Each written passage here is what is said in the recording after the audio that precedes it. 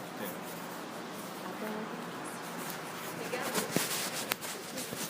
Aí, ó, espírito de luz dá luz, cadê? Boa noite a todos. Sejam bem-vindos. É uma alegria estar aqui. E eu aprendi uma coisa curiosa. Quando nós prestamos muita atenção na palestra, a gente nem vê o tempo passar. E além de não ver o tempo passar, não sente frio. Ah, mas quem falou em calor? Nosso estudo de hoje é sobre os ensinamentos de João Batista. João, nós temos pouca coisa deles no Evangelho, mas ele é tão importante, mas tão importante que o Evangelho começa com ele, exceto o de João, o evangelista. O Evangelho começa com ele. A anunciação, por exemplo, para Isabel vem antes da anunciação para Maria. O nascimento de João precede o nascimento de Jesus. E o que nós sabemos sobre o João? O que nós lembramos? Quando fala em João Batista, nós lembramos de quê? Do batismo. Muito bem. E o que mais? Que cortou a cabeça. Nós não lembramos dos ensinamentos do João. O que o João ensinou? Percebe? Nós atentamos para alguns fatos materiais e não atentamos para os fatos morais. O que o benfeitor Allan Kardec ensinou para nós? Que quando nós estudando os evangelhos, ou mesmo os textos sacros, a literatura antiga, quando nós procuramos os fatores históricos, procuramos os fatos materiais daqueles ensinos, nós vamos entrar em discussões intermináveis. Mas existe um fator que, quando nós o procuramos, nós entramos em harmonia, porque todas as pessoas concordam sobre isso. Quando nós procuramos a moral, nós nos entendemos, todas as religiões, todas as seitas se entendem. Mas apesar de Kardec ter tido esse cuidado de buscar nos revelar essa informação, nós continuamos prestando mais atenção aos fatos materiais do que aos fatos morais. Veja, Jesus, ao se referir a João, diz que ele é o maior dos nascidos de mulher. Quando nós estudamos no Livro dos Espíritos a escala espírita, nós percebemos que os fundamentos da escala espírita são fundamentos de sentimento, de respeito à lei divina, que é amar a Deus sobre todas as coisas e ao próximo como a si mesmo. Então, quando Jesus fala que João Batista é o maior dos nascidos de mulher, ele não está falando de tamanho, que ele era um gigante, que ele era alto. Ele está falando de quê? De moral, de sentimentos. Se ele era o maior abaixo do Cristo, importa saber o que ele ensinou? Uma das coisas que ele ensinou é que ele não é digno de desatar as correias da sandália de Jesus. O maior dos nascidos de mulher não é digno, e quem nos diz? É ele mesmo, de desatar as sandálias de Jesus. O que é relevante aqui? É que às vezes a gente não percebe a grandeza de Jesus. Às vezes a gente ora para Jesus como se ele fosse um igual. Pior ainda, tem hora que a gente ora para ele querendo mandar nele. Tipo assim, ó Jesus, o senhor dá um jeito de me curar aqui, porque esse trem está muito ruim, e o senhor está demorando muito, vamos agilizar com isso. Como se ele fosse um qualquer, como se ele fosse um subordinado. E se João não era digno de desatar as sandálias do Cristo, nós somos dignos de quê? Esse é o ensino, este é um dos ensinos. Quer ver mais? Ele diz que ele batizava com água, mas que Jesus batizaria com fogo. Vocês viram Jesus queimando alguém? Nós não temos notícia que Jesus tenha queimado alguém. Mas será que Jesus batizou? Ou será que o João errou? Será que ele estava mentindo? Se Jesus batizou com fogo, e o fogo não era fogo, que fogo era o fogo que Jesus usou para batizar? Isso é importante, porque a gente acha que tem que batizar com água, que tem que mergulhar, tem que ir lá para Jerusalém, lá no Jordão, e batizar lá nas águas do Jordão, porque as águas do Jordão são sagradas. A gente acha que a gente tem que entrar na água. O ensino é moral e nós materializamos o ensino. João usava a água como símbolo, e nós usamos a água como elemento real, como elemento fundamental. Vamos dar uma olhadinha nos poucos textos referentes a isso. Olha, nós estamos aqui no Evangelho de Lucas, no seu capítulo 3.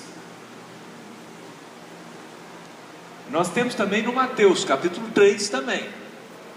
Assim dizia as multidões que afluíam para serem batizadas por ele: raça de víboras, quem vos ensinou a fugir da ira vindoura? Raça de víboras, expressão forte, né? Será que tinha um punhado de cobra lá, conversando com ele, procurando ele? Ô João, as cobras, né, conversando com ele, vim aqui para ser batizado? Ou também é simbólico? É simbólico? Nós precisamos guardar isso conosco. Nós precisamos tirar o espírito da letra do Evangelho. Nós entendemos quando fala que é raça de víboras, não é possível seguir a letra, que ele não está falando de animais, não tem serpente rastejando ali não. E aí a gente leva a água para o lado material, leva o fogo para o lado material, e a gente vai fazendo uma bela confusão. Quem nos ensinou a fugir da ira vindoura? É um mentiroso, porque não é possível fugir da ira vindoura. Nós estamos sendo enganados quando acreditamos que é possível fugir das leis divinas, que é possível enganar as leis divinas, que é possível fazer o mal para alguém e ficar impune. Todas as vezes que a gente acha que ninguém vai desconfiar, que ninguém vai nos pegar, que nós sairemos ilesos de um ato errado, nós estamos iludidos. Não tem jeito de fugir. Quem ensinou para isso para nós é um grande mentiroso. Nós estamos enganados. Não é possível fugir da ira vindoura. E é por isso que o Lucas vai complementar que João disse para aquelas pessoas: produzi, portanto, já que não é possível fugir da ira divina, produzi frutos dignos do arrependimento, e não comeceis a dizer entre vós: temos por pai a Abraão. Produzi frutos de arrependimento. Agora eu vou perguntar para vocês: qual é o batismo de João? Nós já sabemos que não é a água. Então a água representa o quê? A água a gente usa para tomar banho? Para limpar? Adianta limpar e sujar de novo? Não, né? Nós precisamos limpar. Para a gente poder limpar, a gente tem que ver que está sujo. Você olha para a sua mão assim, não tem terra, não tem tinta, não está marrom, você acha que ela está limpa. Mas tem bichinho nela? Tem bichinho, tem bactérias, tem bichinho nela, tem sujeira. Aí você vai e limpa as mãos. A gente olha para a nossa vida, olha para o nosso coração, está sujo? Tem bichinho nele? Tem maldade nele? Por um acaso eu ando olhando assim para alguém com ira, com raiva, com mágoa? Por um acaso assim, quando eu passo assim de madrugada e a pessoa põe aquele som alto ligado, eu doidinho para dormir no domingo de manhã cedo, e a pessoa festejando, alegre, cantando aquelas músicas bem na minha janela, meu coração fica limpinho. Aquela fila enorme, às 6 horas da tarde, aí vem um indivíduo e passa o carro pela beirada e passa na nossa frente, meu coração está limpinho? Ele permanece limpo? Senão eu preciso lavá-lo. E se eu reconheço que há maldade em mim, que há sujeira em mim, eu preciso arrepender-me. E arrependimento não é simplesmente um estado mental, que eu digo, errei, não vou errar mais. Não. Arrependimento nos leva à ação, a produzir frutos bons. A função do arrependimento não é simplesmente que eu olhe para o mal que eu trago e digo, isso não presta. O arrependimento é para que eu olhe para o mal e mude o meu comportamento. Aliás, a palavra arrependimento é transformar, mudança. Se eu não mudo, não tem arrependimento. Se não tem arrependimento, eu não fui batizado. E não adianta eu falar que eu sou filho de Abraão, não adianta eu falar que eu sou espírita, que eu dou passe, que eu faço visita fraterna. Não adianta. Se eu trago o mal dentro de mim, eu sou um túmulo, caiado por fora, branco por fora, bonitão, tem até mármore por fora, tem uns túmulos bem incrementados, né? Deve ter um já com até luzinha de LED, aquela beleza de túmulo, bonitão, mas por dentro, nós temos que nos libertar do mal que trazemos em nós. Nós somos convidados a isso por João, produzir frutos de arrependimento. E não venham me dizer de qual religião vocês são. Não é a religião que salva o homem, são os frutos que o homem produz a partir da religião. Ele ouve as lições dentro da casa espírita, dentro da igreja, dentro do candomblé, dentro da religião que for, da Umbanda, dentro do Buda lá, do templo budista, dos islâmicos, ele vai lá e ouve. Se o Deus é único, e só existe uma lei, e a lei de Deus é amar a Deus sobre todas as coisas e ao próximo como a si mesmo. Em qualquer religião que nós formos, nós vamos aprender isso. Em aprendendo isso, nós devemos produzir esses frutos. Produzir fruto de arrependimento.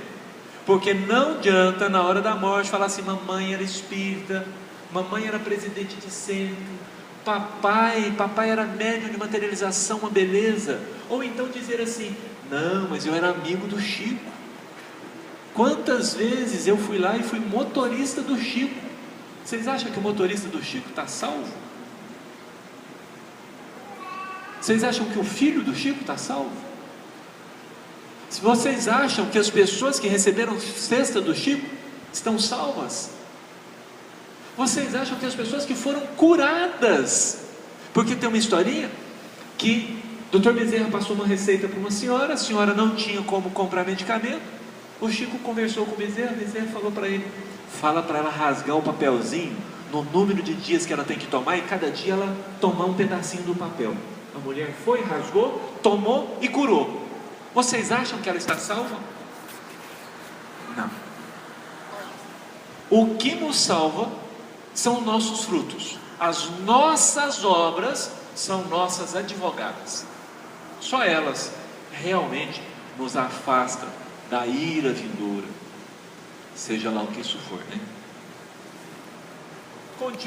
Continuando aqui, João acrescenta, o machado já está colocado junto à raiz das árvores, pois toda árvore que não produz bom fruto é cortada e lançada ao fogo. Toda árvore que produz bons frutos é conservada.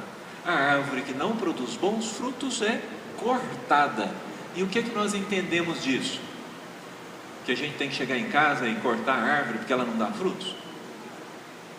De que árvore que ele está falando?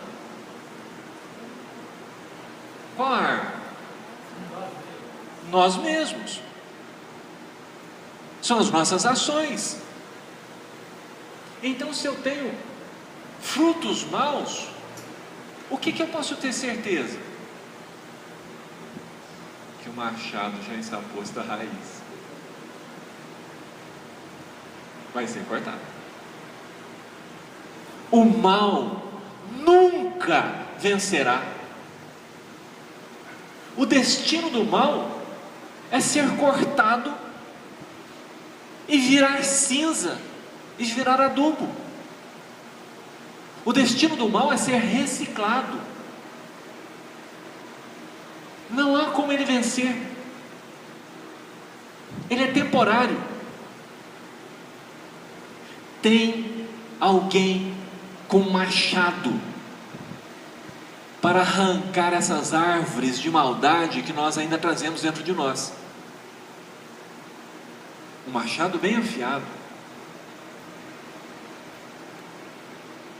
Melhor não deixar essa árvore crescer, porque quanto maior a árvore, maior o tombo. E o Lucas vai continuar. E as multidões o interrogavam dizendo: então, que faremos? E eu estou indo de pedacinho em pedacinho, porque assim fica mais fácil para nós. Às vezes a gente acha que o Evangelho é cheio de mistérios. Observe, João conversa com as multidões, e as multidões entendem tudo o que ele está falando. Se não tivessem entendido, não fariam essa pergunta. Entenderam que não bastava ser filho de Abraão, entenderam que o mal ia ser cortado, entenderam que não adiantava fugir, entenderam tudo isso, e perguntam para ele, por que entenderam? Se não adianta a gente vir aqui e rezar, se não adianta a gente só falar que está arrependido, o que nós devemos fazer? Entenderam, não entenderam? E nós? Nós entendemos? Prestem atenção na pergunta. Nós, cada um de nós, entendemos o que devemos fazer? Então a gente não entendeu, a gente não ouviu, porque a gente está surdo. Porque Jesus diz que tem ouvidos e não ouvem, tem olhos e não veem, e não vendo e não ouvindo, eu não os curo. Por isso que a pergunta é relevante, porque se a gente entendeu, de duas uma, ou da gente baixou o ombro e falou assim: erra, vou ter que trabalhar demais. Ou a gente levantou os ombros e disse: erra, vou ter que trabalhar demais. Mudou a frase? Mudou a atitude. Um não quer sair do mal, se compraz no mal. É uma beleza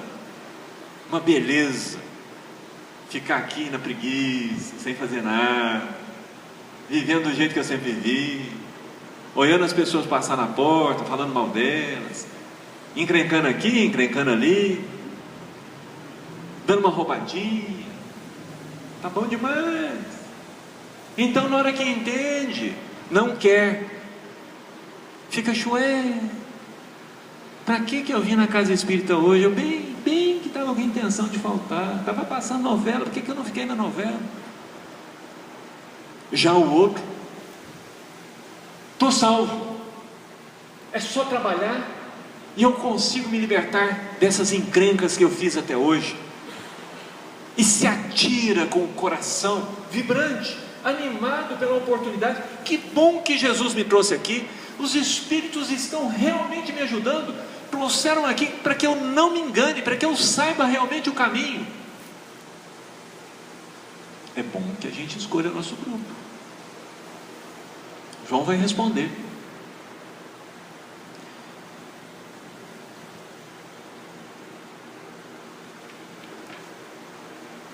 Aquele que possui 2 túnicas, 2 camisas, 2 calças, 2 sapatos, 2 sandálias, 2 chinelos, 2 colheres, 2 pratos, 2 casas, 2 carros, 2 aviões, 2 terrenos. Aquele que possui 2 túnicas, reparta com quem não tem. E quem possui comida, faça o mesmo. Eu espero que quem estava animadão, disposto, encontrei o caminho, não entre para a turma mas dividir minhas coisas, repartir minhas coisas. Se você repartir desse jeito, vai adiantar não. Não adianta. Paulo nos diz que a gente pode dar a vida. Pensa, dar a vida. Vender os bens e entregar tudo aos pobres. Se não tiver ânimo, se não tiver vida, porque amor é vida, amor é a alma, amor é o ânimo, amor é a vitalidade que emana do Criador. Se não tiver amor, serve de nada. E aí que a gente vai vendo se a gente entendeu mesmo. Porque se entendeu, só tem 2 reações: eu vou fazer ou eu não vou fazer. Se eu estou achando difícil é porque eu não vou fazer. Se eu estou com muxoxo é porque eu não vou fazer. A única chance de fazer, e o fato de estar animado não significa que eu vou fazer, mas pelo menos há uma chance. Porque dizem que Deus tinha 2 filhos. Ele conversou com um e um falou assim: vou não. Mas filho, tem um serviço ali para você fazer. Não, esse trem está difícil demais, não vou não.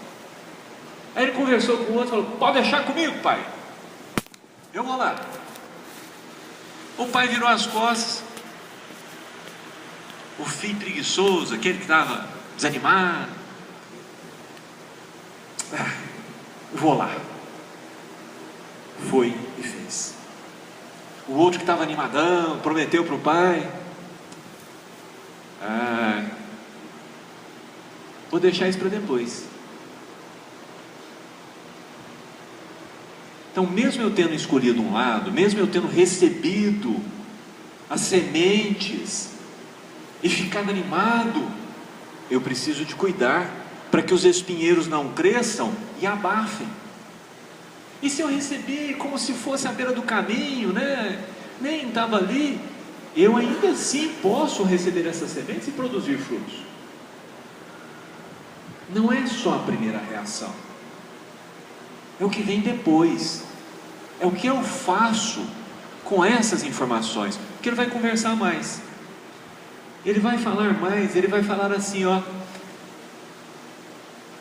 publicanos também vieram para ser batizados, e disseram-lhe: mestre, que faremos? Vocês sabem quem são os publicanos? Eduardo Cunha, da época, e todos os outros nomes que vocês estão ouvindo todos os dias nos noticiários. Publicanos recebiam os impostos e tiravam a parte deles, que não tinham que tirar parte deles, porque nem tinha parte deles, porque os impostos já eram altos. Sabe o que eles vão ter que aprender a fazer? Eles vão ter que aprender a fazer, porque o machado está colocado à raiz. Não adianta fugir da ira divina. Nós precisamos interiorizar isso. Mas parece que eles estão vivendo de boa. Meus amigos, é o maior dos nascidos de mulher quem está falando. Não é? Se fosse eu, vocês podiam até duvidar, mas eu estou lendo aqui para vocês. É João Batista que está falando. O que os publicanos vão ter que aprender a fazer? Porque eles estão perguntando para João como mestre. Mestre é o que sabe.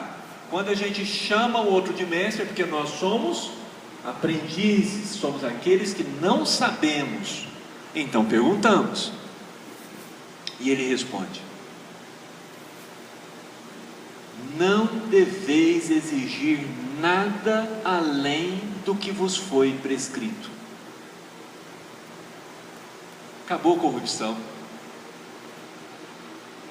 Acabou a corrupção. O meu é meu, o do alheio é do alheio. Eu não posso ser amigo do alheio.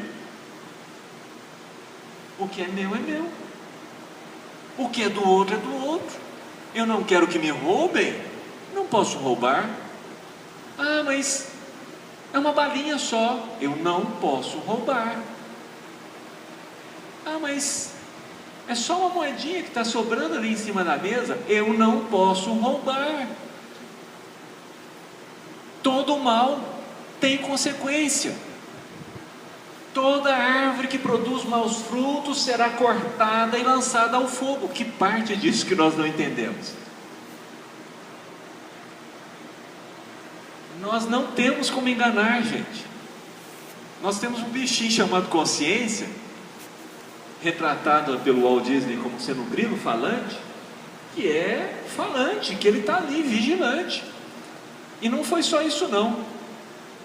Os soldados lhe perguntavam: e nós, que faremos? E ele responde: não pratiquem extorsão,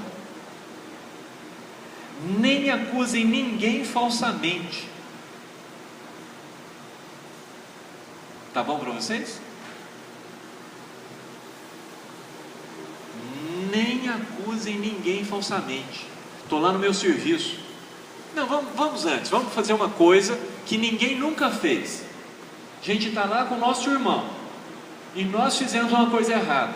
Quem fez a coisa errada? Foi eu, mamãe. Foi eu. Não acusar ninguém falsamente. Nunca. No serviço, a gente está lá, tem um ajudante em casa, aí some alguma coisa. Nós não sabemos como é que sumiu, mas o que vem na nossa cabeça? Por quê? Por que a gente acusa os outros? Por que a gente sempre acusa os outros? Não vai dar certo. Não é árvore boa. E para terminar, contentai-vos com o vosso soldo. Traduzindo de outra forma, contentai-vos com o vosso salário. Quem aqui está satisfeito com o salário? Quem aqui está contente? Contente, gente. Contente com o que ganha. São raros. Contentai-vos com o vosso salário. E aqui eu vou convidar para a nossa noite Emmanuel. Emmanuel, ele tem uma explicação sobre esse contentai-vos com o vosso soldo que eu achei impressionante, porque tem tudo a ver com os ensinos de Jó. Ele foi na essência e falou assim: qual é o salário do mal?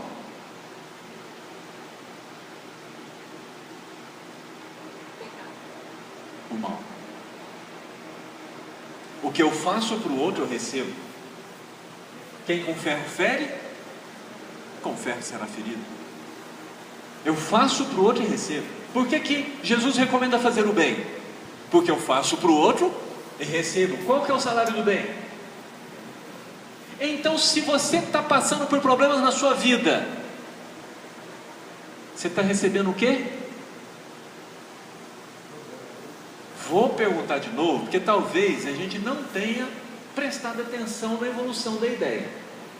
Qual que é o salário da maldade? O que eu recebo pelo mal que eu faço? Saúde? Felicidade? Alegria? Não. Tristeza? Decepção? Problemas? É isso? Esse é o salário do mal? O que tem na sua vida? Tem dessas coisas? Tem? Você acha que você está recebendo de graça?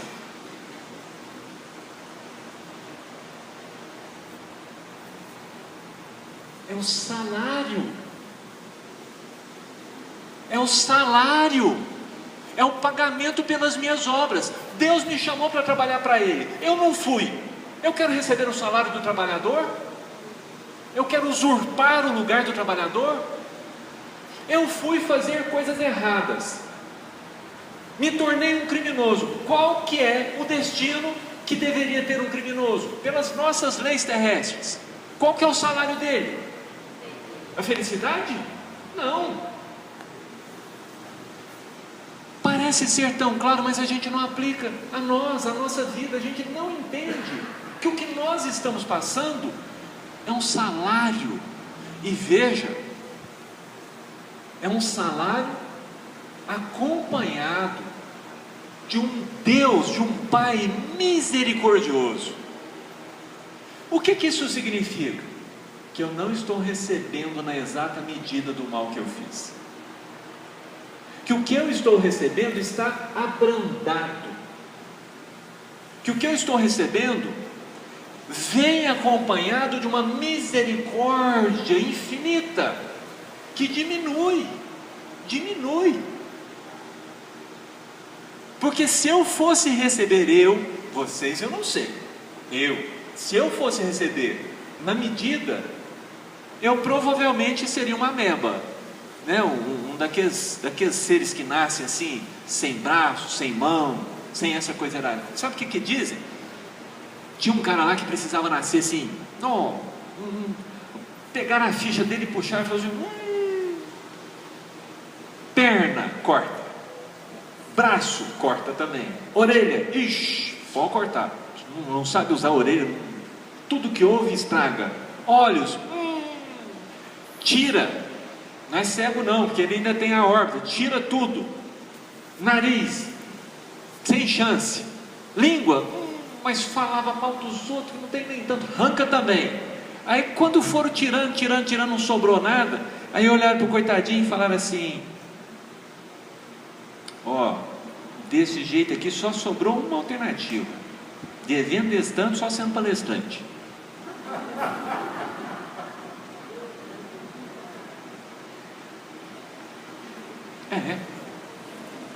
É um salário de misericórdia. Porque como é que eu vou pagar minhas dívidas? Sem a oportunidade de viver o bem, de ajudar alguém, de socorrer, sem a oportunidade de produzir frutos. É um salário de misericórdia, não é de merecimento. Não é de merecimento. O que João recebeu? Porque nós começamos e perguntamos para vocês o que nós nos lembramos de João. O que João recebeu? Um corte de cabeça, correto? Aí a gente pensa assim, nossa, mas os trabalhadores de Deus não cuida deles. Olha o que João está recebendo. Ele só mandou decapitar mais de 100, só. Ele estava recebendo o soldo dele, diluído, minimizado pela misericórdia divina. Uma misericórdia que nos dá oportunidade, que nos chama para uma casa bem assistida, para a proteção desse ambiente. Está cheio de anjo de guarda ao nosso redor, espíritos bons, ajudando-nos, inspirando no entendimento, soprando no ouvido, olha, presta atenção aqui. A gente tem hora que pensa no zap, pensa em casa, pensa nisso, pensa naquilo, e volta, presta atenção, presta atenção o que ele está falando. Isso serve para nós, né? Eles estão ajudando a gente. Misericórdia pura, muita misericórdia. Mas existem mundos em que o Espírito, tendo superado as suas imperfeições, superado o mal que nós vivemos, ele já faz para o outro aquilo que ele quer para si mesmo. Nesses mundos, as sociedades não têm juízes, não têm guardas, não têm penitenciárias, não têm hospitais, não tem miséria, porque aquele que tem um pouco mais socorre aquele a quem falta. Todos procurando o bem uns dos outros, vivem numa sociedade plenamente feliz. É para lá que eu vou, e é lá que eu vou encontrar todos vocês, porque o machado está posto à raiz, e uma vez que esta árvore seja arrancada, sobra as terras do meu coração para receber as novas sementes que vêm do Cristo. Porque João vem como aquele que clama no deserto, para preparar os caminhos do Senhor, para tornar planos todos os caminhos, para derribar todos os obstáculos, para que quando o Senhor vier, ele encontre a terra pronta para receber a semente. E essa semente, uma vez caindo em solo fértil, produz uns 30 por 1, outros 60 por 1, e outros 100 por 1. E grande é a alegria dessa casa, porque é uma casa agora edificada na rocha. Vêm os rios, transbordam sobre ela, vêm as tempestades e os ventos, e ela não se abala, ela não sofre nada, porque foi edificada na rocha. E todos vocês já devem ter ouvido falar, pelos nossos irmãos protestantes, que Jesus é a rocha dos séculos. Que nós edifiquemos a nossa casa nos seus ensinos, porque somente nestes ensinos nós encontraremos a tão sonhada, a tão esperada felicidade. Que a paz de Jesus nos envolva a todos.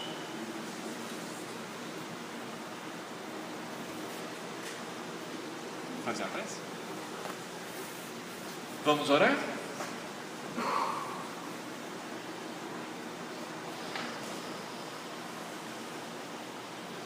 Obrigado, Senhor, pelo amparo,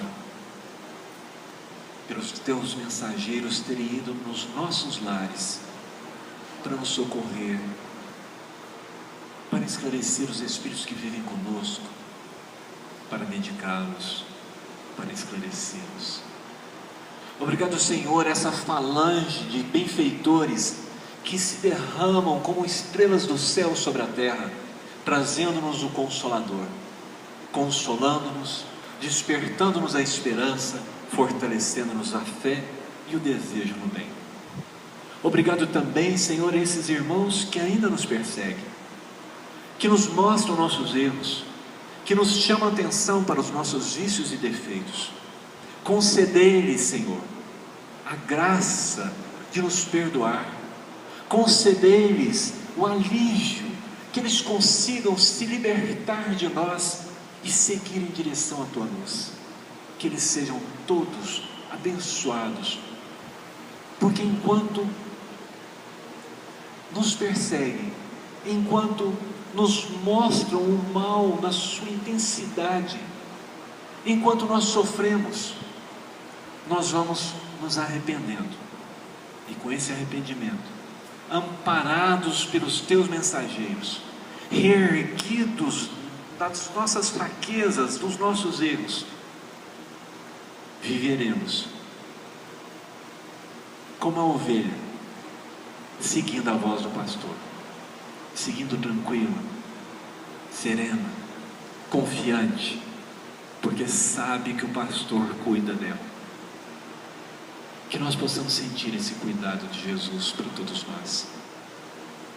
Que assim seja.